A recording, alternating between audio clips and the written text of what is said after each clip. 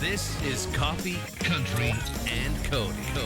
Yes, it is from the Simply Superior Studio. This is Roy Acuff's living room. That's where we come to you from, live on the Grand Ole Opry Plaza, where Kelly Sutton will be in a few hours. Yeah. As the Opry 100 shows continue. And Jimmy Fortune, Hall of Famer with the Statler Brothers, is a guest this morning in about an hour. But before that, a guy whose bio reads much like Charlie Maddows's, born in Pawtucket, Rhode Island. We don't say Pawtucket, right? Pawtucket. It is Pawtucket? I could walk to it from my house. I could walk to Memorial Hospital, where both Joshua and I were born. Did your mother walk? Many decades apart, by the way, I will point out. Did your mother have to walk through the blinding snow of a Rhode Island winter to give birth to Uphill you? both ways. Yep. Yep. That's nice. But we're looking forward to meeting Joshua Quimby. He was raised in Connecticut, just across the border there. And he's got a new album, Something Like Country. And I love his little bumper sticker, his photos and stuff, his artwork that said, "Don't blame me, I voted for Waylon Jennings." And Kelly, what are your top stories this morning? Well, we have some friends that are going out west. We're talking about Luke Bryan. He's going to be taking his normal farm tour that he does around the Southeast, going to California for the very first time. So he's got Tyler Hubbard in tow with him. We'll find out what Tyler thinks about that. Also, ACM's just announced the first round of performers for the 60th Annual ACM Awards coming up, Frisco, Texas in May. And we have new music on the way from Morgan Wallen. 2 songs. You know, he doesn't do anything light. So we'll give you all the details about, I think there's 37 tracks on the new album that's coming out in May. More details still to come. And Charlie, if you would, give us an update on the music of Joshua Quimby that we will hear here live from the Assembly Food Hall stage in just a matter of minutes.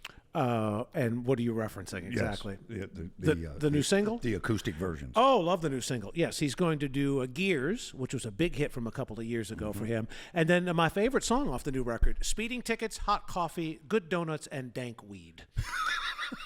Oh, he lives in Green Hills. Or most of Rhode Island, to be honest with you, to be honest. Okay. Yeah. As you listen and commute this morning, how many of those apply to you? More Coffee, Country, and Cody is on WSM. Making your Coffee, Country, and Cody WSM Radio Circle Country Television debut. Not that that's not nerve-wracking enough for a new artist like Joshua Quimby. His dad is texting him to be on his best behavior seconds before you sit down. He's just excited that you guys are mentioning Pawtucket and Rhode Island in general, because I guess that doesn't come up a lot around here. Well, it actually comes up here more often than you would think, because that's Charlie's birthplace. You guys share the same hospital birthplace? Well, there's only one hospital in Pawtucket, so that would be Memorial Hospital. Right. That looks remarkably today like it did 60 years ago when I was born there. They've not made a lot of upgrades there, but yeah, we were reminiscing. You still have a lot of family in Rhode Island. I do have a lot of family in Rhode Island. I also wanted to compliment your 401 hat. I wore it purposely for you. I usually wear an Opry hat, but I had to pull out the 401. That's real nice. But yeah, I do have a lot of family still in Pawtucket, and yeah, so. What's your dad's name? His name's Eric. Hi, Eric. Thanks for listening. Your family musical at all?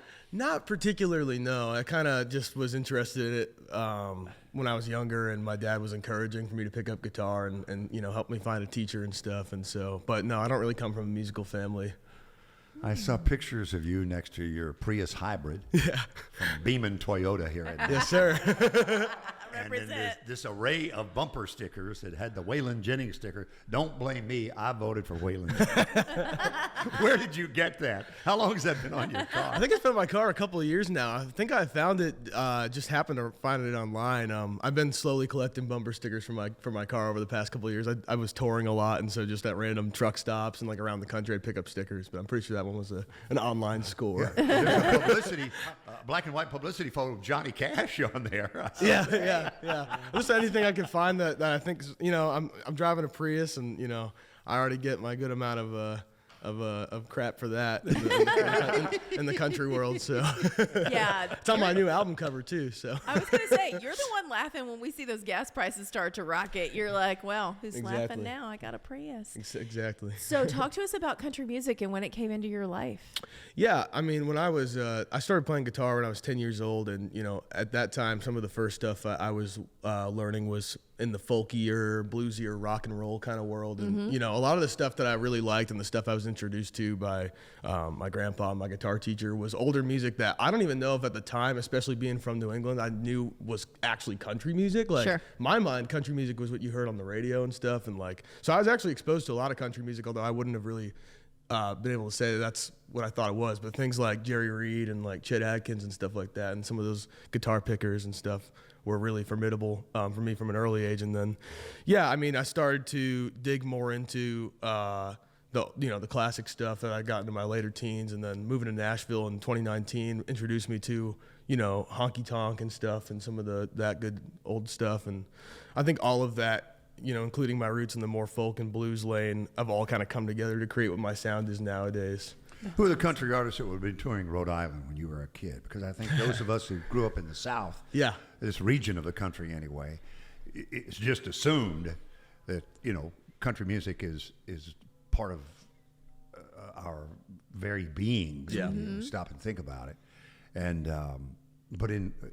so those places like Rhode Island that aren't traditional country music markets, who would have been coming through? Who did you see? Well, I mean, you know, I didn't go to many concerts growing up, candidly, but, you know, a lot of the bigger artists will swing through Gillette Stadium, which is in Mass. So I know that Kenny loves it. Kenny Chesney loves it. I was about to mention Kenny Chesney. Yeah. I know he just did. I think he did a benefit thing there recently too. But anyways, yeah. So a lot of the bigger pop acts do. I mean, it definitely is a market that's overlooked by country artists, I feel like, a lot of the time. You know, it's funny, when I was growing up, if you liked an artist, you sometimes had the chance to see them 3 times and maybe 4 times without ever driving more than 80 miles. Because when I was a kid, they would play Boston, then they would play the Centrum in Worcester, then they would play Providence, the Civic Center, or Dunkin' Donuts Center, or the insurance thing it now is.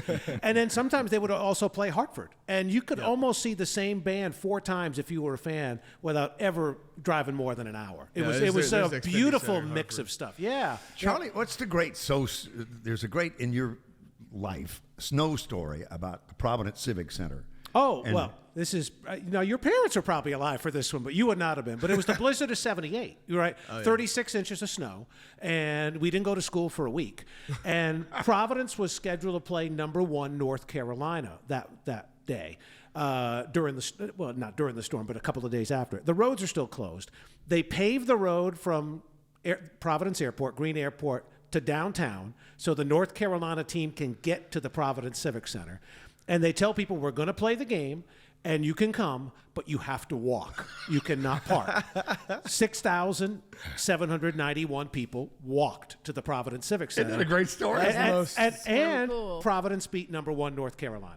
So it's the icing on the cake right there. That's amazing. Yeah. That's amazing. You didn't bring any Dell's lemonade, clam cakes, or anything good on that kind of stuff, right? Of course, yeah. You know, I mean, chocolate milk, coffee milk. Coffee milk. Yeah. Of course. I grew up with all that. I will say, you know, I moved to, I grew up really in a small town in northeastern Connecticut. I was born in Rhode Island and all my extended family's there, but I really attribute most of my roots to that background. It was a, you know, semi-rural town, and that was kind of more where, you know, I was very, you know, disconnected from most anything, any kind of like scene or anything. So like I was saying, I didn't really see much live music growing up. I was kind of a hermit in my room, just kind of like playing guitar and trying to get the best I could get. And yeah, I had big dreams.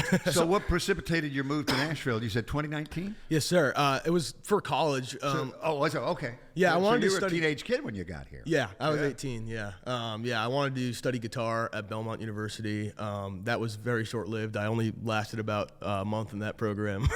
So is it at this point that you decide, I don't want to be Jerry Reed? Well, I was more that my teachers there didn't really appreciate, you know, I didn't have like a very like classic guitar training. Like my guitar teacher was just an old head who'd played in like country rock bands around the country his whole life. I didn't know a lick of theory. I didn't know any like jazz or anything. I didn't know any of the standards. So I was waiting over my head. I didn't know how to read music. And so like, I just didn't mess with those folks, but I kind of just ended up pursuing a broader major at Belmont, for the remainder of my time there. And that's when I started to hone my artistry and making songs and putting out records. And then I was able to drop out in 2022 and just do it full. Well, I had to grind another year or so before I could do it full time. But Where was your first? live gig in town? Where'd you play? My first live gig in town, I think, would have been Alley Taps. You guys know that Oh, club? yeah. Yeah. Uh-huh. I had me and the boys back in 2021 had this slot. It was midnight to 1 a.m. Monday nights. Nice. And we lost money every single week. But I'm playing with the same guys still, so it shows you build a team and you know, awesome. me and the That's string band. amazing. Hey, if you just joined us, this is Joshua Quimby, and I got a new album. It's called Something Like Country. It comes out later in the summer, actually. June 6th is the release date. Set us up on 10-year town that we're going to feature. You hear that phrase a lot. You know, this is a 10-year town as a singer-songwriter. Yeah, when I wrote this song, it's kind of about I love Nashville. I have a complicated relationship with it because I love it, and I also, you know, even in the short time I've been here, relatively short time, I've been here like 5 years, I've seen the town change. I know people who've been here for multiple decades have seen it change massively. And like, so, you know, being in the city, especially being from a small town, like I've kind of learned about myself that the city's not where I want to be long term. And like, you know, this song is kind of about me just struggling with that and like talking about the dues I've been paying and how there's still more to pay. I can't quite go home yet. And that's sort of what it's about. So how close are you to University of Connecticut stores? Oh, so close. I grew up like 15 minutes down the road. Okay. Like 20 Nice. minutes. People, in their minds, a little geography there. They call that the quiet corner. Yeah, they do. In Connecticut tourism. Yes, sir. It's quiet. Yeah, it's just you know, cows and hills and, you know, trees and stuff. Kind of like That's lower, kind of your part of town, Bill. You would love that area. You would love it. so reminiscent of Lower Broadway on a Friday or Saturday night. Right? From 12 to 1 a.m. on a Monday night, maybe. Joshua Quimby is here. More coffee, country, and Cody is on WSM. Yeah, so if you're rolling through the streets of Nashville behind a Toyota Prius from Beeman, give him a plug this morning, and see a series of bumper stickers like "My grass is blue," "Keep on," "Keep on honky tonkin'," I like that one. or You got passed by grandma's, another one. one of my personal favorites, in addition to the Waylon Jennings, "Don't Blame Me, I Voted for Waylon," is "I Love Pedal Steel Guitar." Then you were following Joshua Quimby, our special guest this morning. Also, a dead giveaway is his vanity plate with his last name. It's a Connecticut plate. Oh. Have you updated? Do you have a Tennessee plate now? So I do have a Tennessee plate. That I'll be candid and say that plate was custom made for the album cover. Oh, Probably I good. did once have Connecticut plates because I did grow up there. Now, I'm looking at all of your social media. You have long dark hair. Now you are cropped blonde. Yeah. Do blondes have more fun? Blondes do have more fun. No, it's not even the first time I've done it. I just needed a change, and you know, it's kind of a hilarious time, especially going into a new album promotion cycle and just putting out the first single and stuff. And now I got a different haircut, but hey, you got to do what you got to do. Yeah, your promotions team really loves that. Let me tell you, they're like, great. and before looks you good, go though. ahead, before you play, again, June 6th is the release of the album. Yes, sir. Something Like Country, and a full album will be coming out, and he's going to do some live performance for us. But in April, which is about 3 weeks away, April 18th, you're at Dee's Country Cocktail Lounge in Madison, Tennessee. It'll be Clarence Tilton, you, and special guest Tanya's daughter Presley. How about Will that? be performing that night. I'm It's a very 9 excited o'clock about show, that. by the way, at Dee's. What are you going to play this morning? Well, I'm Or at going to least play. first? We just had this song come out called Speeding Tickets, Hot Coffee, Good Donuts, and Dank Weed. It's the first single off the new album. So I think we're going to do that one Let's first. go. Y'all ready for me? Yeah. Speeding tickets, hot coffee, good donuts, and dank weed. Well, I could hear that Jerry Reed influence. yeah. Absolutely. You? That was so good. All right, so best donuts, where you get them? Man, there's a lot of spots. I know this is gonna make me sound like a basic donut enjoyer, but I think it's just my nostalgia for Dunkin'. Honestly, like where I grew up, like I would have been so disappointed if you said anything else. What's your go-to donut? Oh man, I love just classic glazed. I love chocolate frosted too. I'm just a donut connoisseur, not gonna lie. And honestly, what inspired that line and that song was that being on tour, sometimes all you have option for breakfast is like a gas station donut. Yeah. Yeah. And I was having so much hot coffee and donuts on the road, plus getting pulled over. I was going to say, is that part of the story? In It's the all song? true. That's true. Where was this that you got pulled over? I got pulled over 2 times in Kentucky. It was on the last Actually 2 times in Kentucky's a song. No, it was the last day. It was actually like right after we wrapped up like a multi-week tour, and I was exhausted. It was just me and my fiddle player. We got pulled over. One day we got pulled over, and I got ticketed, and the next day I got pulled over again in Kentucky, and because we were finishing our drive from the previous day in Kentucky, and then starting it the next day. There and I didn't get ticketed that time, but I'm just gonna tell you, I got back-to-back tickets in Kentucky, and you do have to go to driving school, and if you don't, they will suspend your license. I got lucky then. I'm just gonna say, speaking from experience. I know she didn't look like she's been in the pen, but she has. And I'm thinking about Tom T. Hall, speaking of famous Kentuckians and country music Hall of Famers, Grand Ole Opry stars. He wrote a song about speeding through a small town and wrote a song called A Week in a Country Jail. Oh, you yeah. remember that? And hot bologna, eggs, and gravy. That sounds worse. Oh my gosh. So the song you just played made me think of one of my favorite Tom Petty songs, because you were a little concerned about saying weed on WSM. wasn't sure that was but cool. I said weed is Yeah, okay. yeah. But this is how things have changed in 3 decades, right? You remember Tom Petty had a great song called You Don't Know How It Feels, right? Yeah. And there's a great line in there was, let's get to the point, let's roll another joint. Yes. And MTV, when they played the video, did not want the word joint. So instead of either bleeping it or silencing it, they reversed it. So it came out, let's roll another nuge. and I remember hearing an interview with Tom saying, I don't know about you, but roll another nuge sounds way scarier than roll another joint. Like, true. what is a nuge? That's so funny. So what are you going to close with this morning? Well, I'm gonna play you guys one of my top songs. It's from my 2022 album, which is self-titled, and it's a song called Gears. So Millions of streams on this one. yeah, it's almost pushing 3 mil. So And promoting your new album, which is a June 6th full release of Something Like Country, this is Joshua Quimby.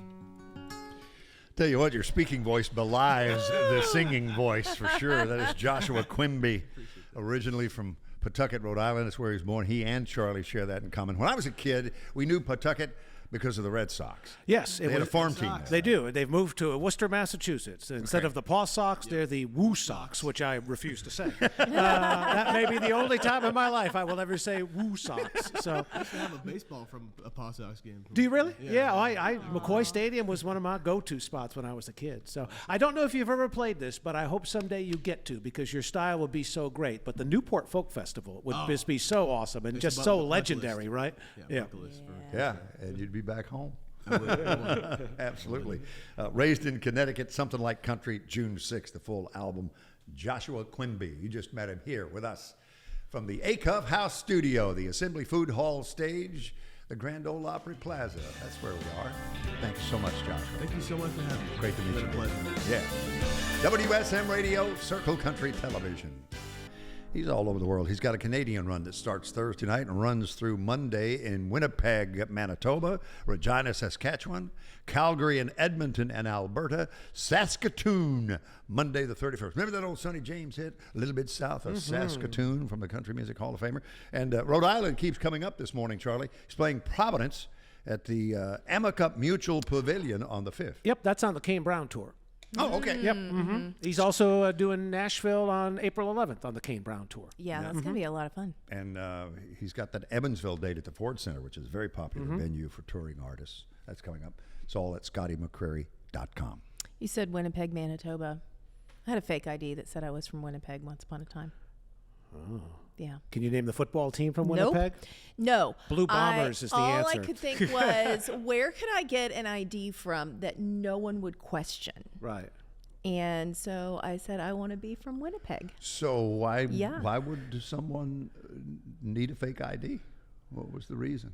To vote, of course. Yes. Yes. Mine's from Powder Springs. I get to vote in Georgia. Yeah, you It's do. like Travis Denning, right? Yeah. What was the guy's name in that song? David Ashley Parker. Yeah, there you David go. Ashley Parker from Powder Springs. Oh my gosh! Every time I hear that, I'm like, Winnipeg. Yeah, I was from there once upon a time. Do you still have it? No, it got taken away. Oh. Unfortunately, by By the popo or by the home popo?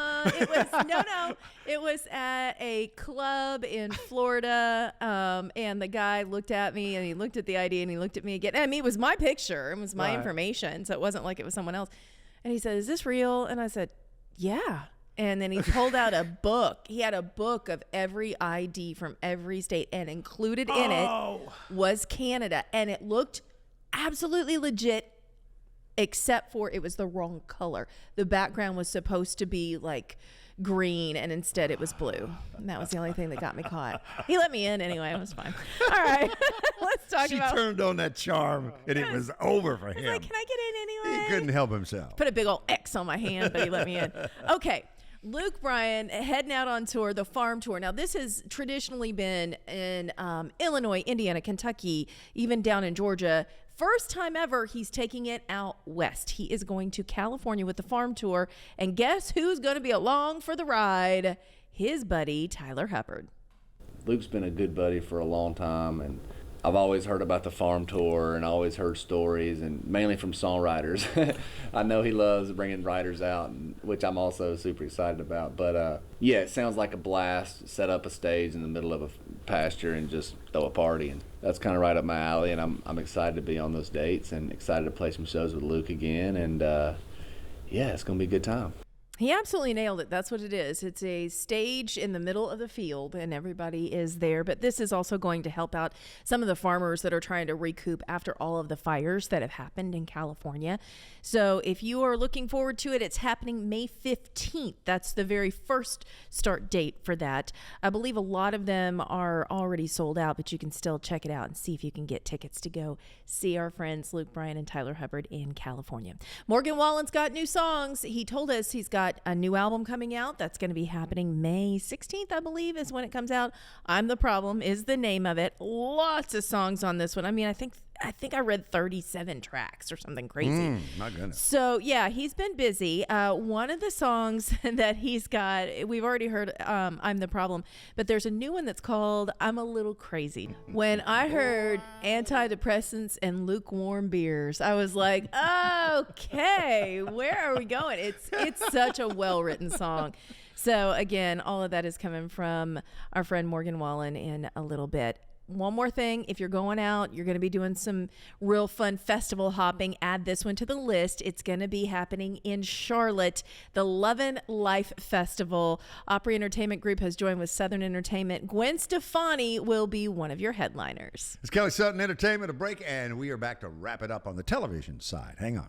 This is Coffee, Country, and Cody. The class of 2008 at the Country Music Hall of Fame, forever memorable because the Statler brothers and our special guest, Jimmy Fortune, went into the Hall of Fame in that class. Good morning, buddy. I have to pinch myself, buddy. I tell you that. I been with those guys for almost 21 years of my life, and it went by so fast, man. I'm telling you what, I must have been having a lot of fun. Those guys took care of an old boy from Virginia that never had nothing, probably never would have had nothing if it wasn't for them guys. And I want you to tell that backstory because I think a lot of people know Jimmy Fortune. They know the Statler brothers, but they don't know this extraordinary story of how you replaced Lou DeWitt. But quickly, Kelly, this week, are we going to find out who the 2025 class is? Well, they announced last year on the 18th of March, so I think it's happening this week. 44 minutes from now, we will find 44 out. minutes? So it is today. 10 o'clock Okay. this morning. I knew it was happening sometime this week. I just wasn't sure when. All right. So we may know by the time Jimmy leaves Oh. who your new classmates are going to be. Classmates. Awesome. So what were you doing when Lou DeWitt, who had health issues, I want to say Crohn's disease, right? Yeah, Crohn's disease, yeah. And it precluded him from continuing on the road, and he left. the Yeah, group. at first, I was going to fill in for because I never was one of those guys that I've always heard horror stories about somebody coming in, taking somebody else's place. I never wanted to be that guy. And but when they called me up and said, hey, it was a long process, which is in my book. I'm in the process of writing a book about it. It's a long story, but to make it short, they called me up and said, hey, would you come over and audition? And I did, and they said we needed somebody to fill in for Lou for about 6 months. And it was from January 1982 till about July. And I thought, well, man, that'd be great, And So what were you doing at this point? I was a service writer at a car dealership. And Were you really? I was playing music. I was playing music 6 nights a week, 4 hours a night for years before that. So doing cover In a music. band or just solo stuff? In a band, Okay. doing cover music, yeah. And we was doing everything from bluegrass to hip hop to whatever, you name it. Disco, whatever. What was the I band? would pay money to hear some hip hop right now. What What was the band name? We had a lot of different names. Blue Ice, Amber, Sun Valley. Sun Valley was a country rock band. It was a kind of and Hartwell Woody Band, which was a it was more of a country kind of type band. Yeah. But I had a lot of different bands and things back then. It was just we were always say we were scheming, man. We're trying to find all the best musicians we could, put them in one group, and see if we could make it. That kind of thing for years. But, Yeah. But it was quite a journey. So you're a Virginia boy? Yep, born and raised, born in Williamsburg, Virginia. So how close in growing up were you from the Statlers? All right, I grew up in Nelson County, which is, if you ever saw the Waltons TV show, that's pretty much the places they talk about are the exact places that I grew up. I was good friends with Earl Hamner, who was the writer and creator of the Waltons, and that's just about 35 miles just from Stanton, where the Statlers grew up. We were in a rural country area. They were kind of a little town, small town type thing in Stanton, Virginia, and but I would always listen to their stuff. The Statler Brothers were just bigger than life. Where we came from, and so whenever I turned the radio on, man, they were singing. I'd always hear "Sing with Lou" because we were both in that range, and so when they called me up to come over, I pretty much knew just about all their songs. And like I said, I knew it was temporary. I knew, it's not like you coming in to take somebody's place, But when Lou came back, he came back in July of '82 for about a week, and so they hired me to kind of play guitar and fill in for him if he got sick again. And so, but he came to me after about a week worth of rehearsals, and he said, "Look," he said, "I don't think I can do this anymore." He said, "You're doing such a great job." He said, "Why don't you just take it and go with it?" He said, "The other guys would like for you to too if you want it." And I'm like, "Are you sure that's what you want to do?"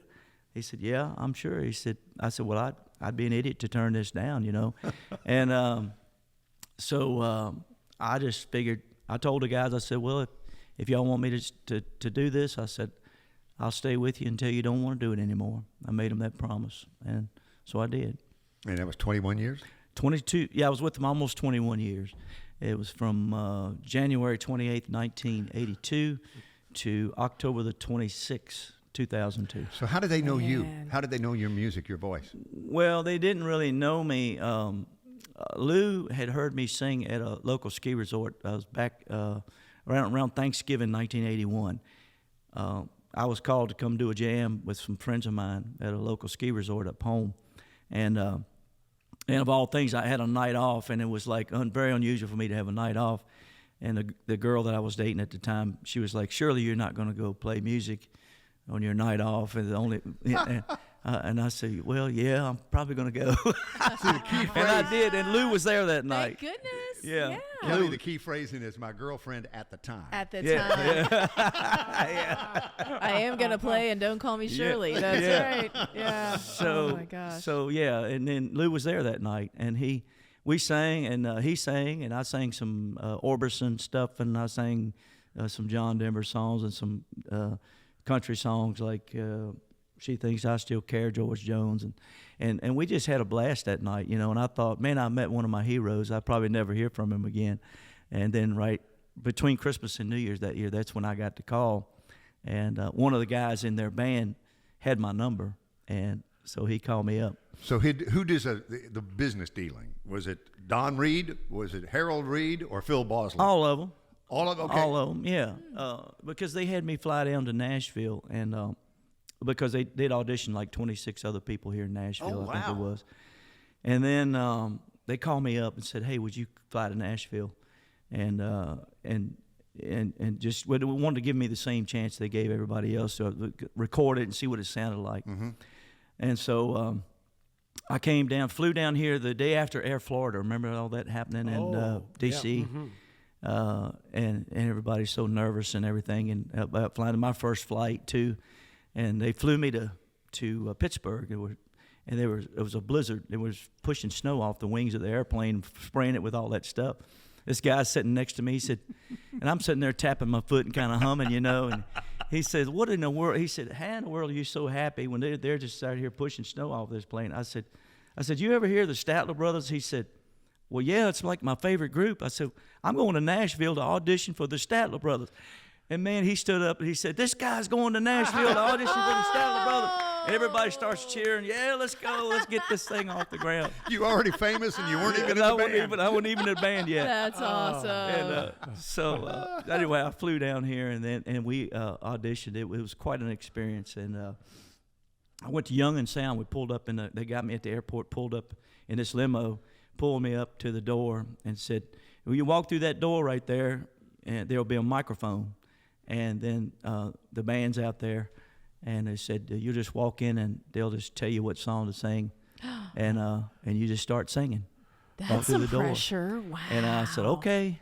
So I walked in. The Statler Brothers and Jerry Kennedy were all back in the sound room, in the control room, sitting back there. I could see them. They waved at me, And I was the last one to come in and audition. And Jerry was. They said he was so tired, he was laying on his back on the floor. And he was down on the floor, and he was just kind of had his hand behind his head. And they said, and this is what Jerry Kennedy told me later. He said, when you started singing, he said, as soon as you started singing, he said, I lifted up both hands and two thumbs up in the air. He said, that's it. That's the one. He's the one. And so on the way home, they told me, they said they wanted me to do it. So. Trying to figure out why they didn't audition him first. Would have saved a lot of time. I actually was the first one in Stanton. I went over and talked to him, and I did go down and sing around the piano with Harold Reed at his house, and I thought. I was so excited about it. I thought, man, I said, even if this doesn't work out, I got to tell my children something one of these days that I actually sang around the piano with the Statler Brothers, and I was so happy about that. I was like, I don't care. I mean, if I don't even get the job, I'm happy. Wow. Now, it's one thing to learn all the hits and sound great every night. It's a whole nother level of confidence to say, I've got some songs we could do. And they turned out all pretty well, Jimmy. Well, and the odd thing is when I say there's been so many God things in my life and how I accidentally got into this business, really, I have to pinch myself. But I never had written a song before. And when I went to... No, seriously? I went to him and I said, guys, if I write a song, would you guys record it? And Harold gave me the most honest answer. He said, well, little buddy, if it's good enough, we'll record it, And so I took him Elizabeth the next day because I had this melody and I just needed something to go with it. So the name just kept coming into my head over and over again. I thought, it was like God feeding me all these little things along the way. Here, do this, do this, do this. And it all just fell into place, We want to feature Too Much on My Heart. We know Elizabeth is your signature, and we may get to that. But did you write Too Much? Yeah, I wrote Too Much on My Heart. Too Much on My Heart was one of those songs.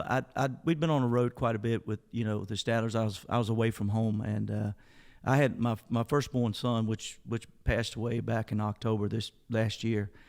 He was born with spinal bifida. He was going through a lot of stuff and having surgeries and stuff, and I wasn't able to be home, and I was just had a lot of family issues that I couldn't be home for. And you know how it is when you're in this business. You have to do what you have to do. And so I sat down and wrote my feelings down on a piece of paper, and the family life was taking a little hit, and so Harold told me after he heard this song, he said, I just figured there's no way anybody could be writing songs like that this quick in this business, and he said it has to be a fluke. And he said, but when I heard Too Much on My Heart, he said, I really knew you were a songwriter. The voice of Jimmy Fortune on Coffee, Country, and Cody this morning. A new album, DVD, and book that we'll talk about on the other side of Too Much on My Heart. From WSM Radio, this is Coffee, Country, and Cody. Kelly Sutton will be hosting the Grand Ole Opry in a few hours. Big Red Curtain at 7 o'clock. Run down your lineup, including the fella who's sitting on the Assembly Food Hall stage right now, Jimmy Fortune. I feel like you and I should just hang out. I mean, we got to be back here just Might a as little well. bit. Just go for lunch. Yeah, go for a late lunch. I couldn't think of a better place to hang out. We'll just be or a better here. person to hang out with. I love that. Tonight we got Riders in the Sky. Louise Mandrell's going to be there. Ryan Hurd, Sister Sadie, Casey Tendall. We've got Gary Muledeer, Terry Clark, and the one and only Jimmy Fortune will be taking the stage tonight at the Grand Ole Opry. I'm in good company. Yeah, you are. When was your first Opry appearance? You recall? I think it was around 1986 with the Statler Brothers. With the Statlers? Okay. Yeah. Mm-hmm. We only did it twice, as far as I know, the whole time I was there for 21 years. We did the Opry twice, I think it was. We were always busy, touring, And they were one of the first outfits, and some artists since have done it, but they chose to stay in their hometown and not move to Nashville. Right. So I think that also keeps artists from playing the Grand Ole Opry more regularly. I think it choose does. That route. I think it does. I knew whenever they retired, I felt like I needed to be here. I had a story from Phil Vassar back when he was before he was known. My coach from high school was coaching him in college At James Madison. Yeah. And he said, I got a guy. He called me up and said, I got a guy I want you to hear. So he called me up and said, can I bring him down so you can hear him and see what you think? And so he knocks on the door, opens the door. He said, this is Phil Vassar. Said he writes songs and he plays piano. I said, let's see what you got, buddy. I come in and put him on the piano. And he said, you got any advice for him? And I said, yeah. You move to Nashville, be around the best songwriters, singers, and in the business and musicians. I said, that's what you need to do. That's what he did. And he moved. And he became, you know how big Phil Vassar is. And so anyway, when the Statler Brothers retired, he called me up. He said, well, what are you going to do? I said, well, I said, I really don't know what to do. He said, I'll tell you what to do. Move to Nashville, be around the best songwriters. He gave me the exact advice I gave him. Deja vu, baby. Yeah. That's awesome. But when you think about the Statler Brothers, man, you look back at the history. And before I came along, the 20 years before me, you listen to those songs, and they are so well written. I mean, it's like a blueprint of growing up in America, And I hope and pray that people never forget about the writing and the singing. The sound of the Statler Brothers was unique. It really was. Oh, absolutely. And it just, you just can't duplicate that. There's just no way it's going to be duplicated, I don't think. But when you hear Harold and Don's big voices and Phil's and Lou's voices, how they mixed up, on the top end. It was a God thing. It was put together there, I think. I'm sure all shows were great with them, but what was 4th of July like with them? Because that became such an institution, right? In Stanton. Yeah, it was in Stanton when the 28,000 people in the city itself, that population, and grew to 110,000 when we do that show. It was it was a little overwhelming to stand there and look out there and see all those people. But to be a part of that, man, that was the heart of America. Those people were coming, and they loved the Statler Brothers. Still today, I still have those older fans coming and bringing their children and their grandchildren, sitting on the front row, and they're singing every song with me, and it's just great to see. They just love them. They love on us. They still have the love of the Statler Brothers, that through all those years that they sowed all those seeds, and hopefully I bring them back a little bit of the taste of what it was, because I never want that music to die, Jimmy Fortune, in a few hours, he'll be on the stage at the Grand Ole Opry. Got a new album, DVD, and book on the way. Who do you think you are, Don Reed? Oh. No, Don Reed can write about anything and everything. He's one of the greatest writers there is. This is a book about my life, and it's going to be the only one that Jimmy Fortune ever writes. I'm 7 years into it now. Oh my gosh! So get them while they last. Get them right? while they last, buddy.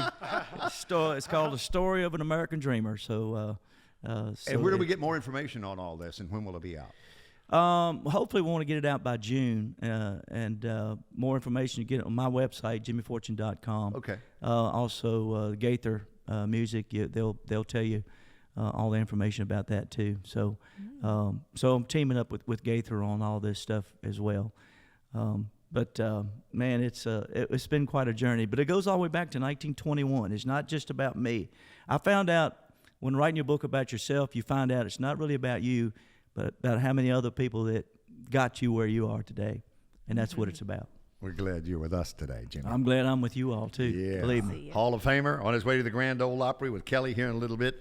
Listen to the music as the album, the group, another quartet that he's a part of, and they're out touring from time to time. Brothers of the Heart, Jimmy Fortune, Ben Isaacs, Bradley Walker, and Mike Rogers on Coffee, Country, and Cody. Thanks so much, buddy. Thank you for letting me be here. I appreciate it. It's just delightful to have you here. More Coffee, Country, and Cody is on WSM. Hey, it was great to have Jimmy Fortune, Hall of Famer, on a Hall of Fame announcement Tuesday. That's coming here 10 minutes from now at 10 o'clock. We should have asked him what his predictions were. You know, like a He's bracket. He ain't saying. He didn't want to go there. No, probably not. No, that gets emotional. Jimmy Fortune on the Assembly Food Hall stage from the Acuff House Studios, Simply Superior Studio, Springer Mountain Farms, Kelly Sutton's Entertainment. Okay, this is really fun. So if you want to watch the Hall of Fame announcement, it is live on their YouTube page. And that's the CMA, right? And the Hall of Fame? It's on the Hall of Fame's YouTube page. All yes. If you go to YouTube and you look up Country Music Hall of Fame, you'll see it. There is a picture of Vinny. There's Vince Gill. And he will be hosting the announcement of the 2025 inductees into the Country Music Hall of Fame. It's coming up in, less than 5 minutes. The best thing about this is, or 10 minutes, I should say. The best thing about this is looking at the comments. People are putting who they hope makes it in the comments. And I see Earl Thomas Conley in here. I see Jeannie Seeley in here, Gene Watson. They've got some really cool stuff. Jimmy Fortune mentioned somebody that worked with the Statler brothers as a producer, but also he was an incredible musician, Jerry Kennedy. I would love to see Jerry Kennedy in that rotating category. Yeah. But he could go in either one of the rotating categories. Yes. That's how good he is. Oh my gosh. It's just fun to see it all happening. So live stream is starting soon if you want to join in on that. And of course, we'll have it. They announce it right when we go off the air. So we'll have all the details for you tomorrow. That's Kelly Sutton. Yeah. Coffee, Country, and Cody. What else you got? All right. Well, so we're talking about all the things that are making headlines for us this morning, including ACM Awards coming up. It's going to be in Texas again, everybody. May the 8th in Frisco, Texas. And the first round of performers have been announced. Blake Shelton said, it was fun hosting, but maybe I should probably perform. So he's going to be performing along with Lainey Wilson and Eric Church. Those are the first three. There's going to be many, many more that will be coming in, I would say probably in the next few weeks. They'll be rolling out those announcements. We have Reba back as our host. 16th time that she will be hosting. Hey, don't be too modest. Tell them where you're going to be. I will be there for the new artist category on Tuesday. I'll be there Wednesday for a behind-the-scenes look at what's happening at the ACM Awards.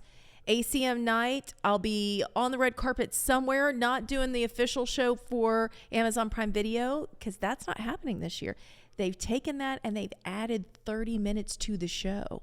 So it's usually a 2-hour show. Now it's going to be 2 hours, 30 minutes because it's 60th. Oh, wow. So they're beefing that up. And then official after party host right here, baby. 90s country is the theme, and I'm already looking for costumes. Oh, so you're partying is what you're saying. Yeah, Yes, basically. okay. I was Yeah, so it's gonna be a hoping good to time. run into you in Old Dominion again at Applebee's after the show. Well, I would love that. I'm sure I would love to walk into their bar that still isn't open, Odie's.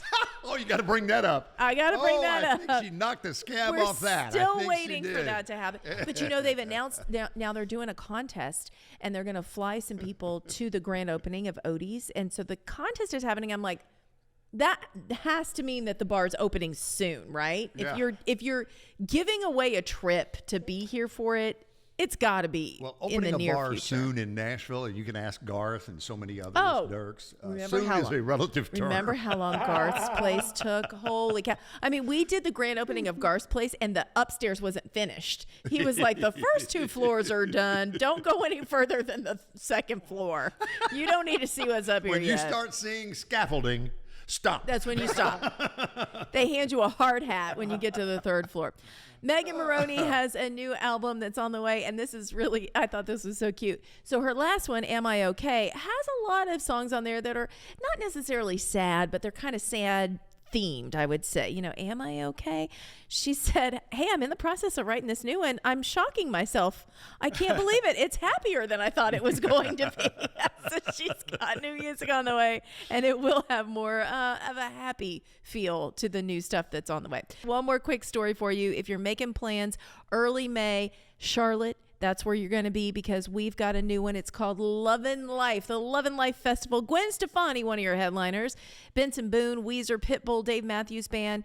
Opry Entertainment Group has joined forces with Southern Entertainment, who hosts this one. So get your tickets. It's going to be a good time. And Kelly Sutton will join forces with Terry Clark, Jimmy Fortune, who was just with us, Hall of Famer, Ryan Hurd, Gary Mule Deer, Louise Mandrell, Riders in the Sky, Sister Sadie, and Casey Tyndall tonight, 7 o'clock. Big Red Curtain, she's there at the Grand Ole Opry. As Grand Ole Opry star Martina McBride takes us home today.